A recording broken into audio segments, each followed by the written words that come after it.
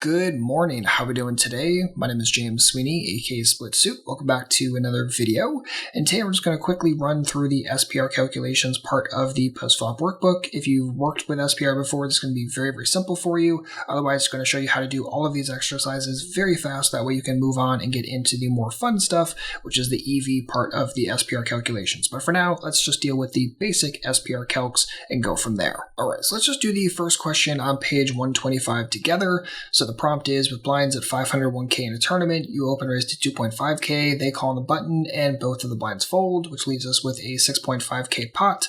And here are the stack sizes. We have 37k, they have 58k, and then we need to fill out these few questions over on the right. So what is the effective stack first and foremost? Well, that is going to be the smallest of the stacks involved right this moment. So we have 37, they have 58. We would set the effective stack at 37k. Excellent. Pot size right this moment, like we already talked about, is 6.5k. Excellent.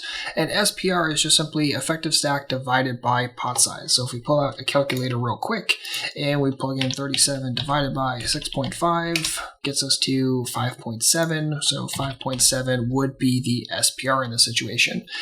And that is just kind of an SPR that comes up a little bit more often in tournaments, in cash games, usually with stacks being significantly deeper than average starting stacks in tournaments. SPR is usually going to be much, much wider in a single raise pot.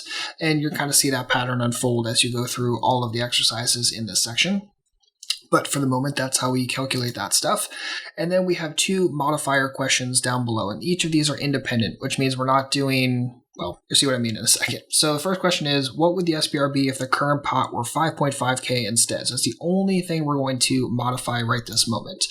So let's clear all this out. So essentially we're saying still have that 37,000 stack, and we're going to divide it instead of by 6.5, we're going to do it by the modifier of a 5.5k stack instead.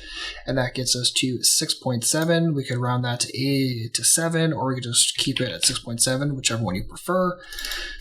And what would the SPR be if they had a 23k stack instead? So what I mean by independent is we're not saying, okay, if they had a 23k stack and also the pot were 5.5, that's not what we're doing. We're saying this is the only thing we're going to modify. So instead of a 37k effective stack, we're going to say we have a 23k. So 23 divided by still the same pot size, the original pot size of 6.5. Perfect. And that gets us to 3.5. And there we go. Check the answer key real quick, make sure we're on the right track. SPR 5.7, good, 6.7, and 3.5. Perfect. And that is how you calculate all of these. And again, it will not take you very long to crush this entire section.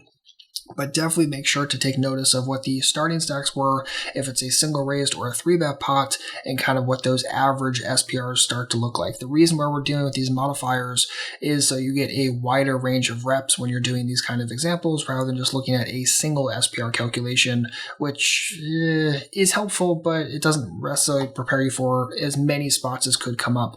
This gets you closer and closer to that because you're getting more and more reps, building your sample size, all well, all good. So if you have any comments or questions, don't hesitate to let me know. Otherwise, crush these calculations very, very fast, and I'll see you in the SPR EV stuff in a moment. So, as always, if you need anything, let me know. Otherwise, good luck out there, and happy grinding.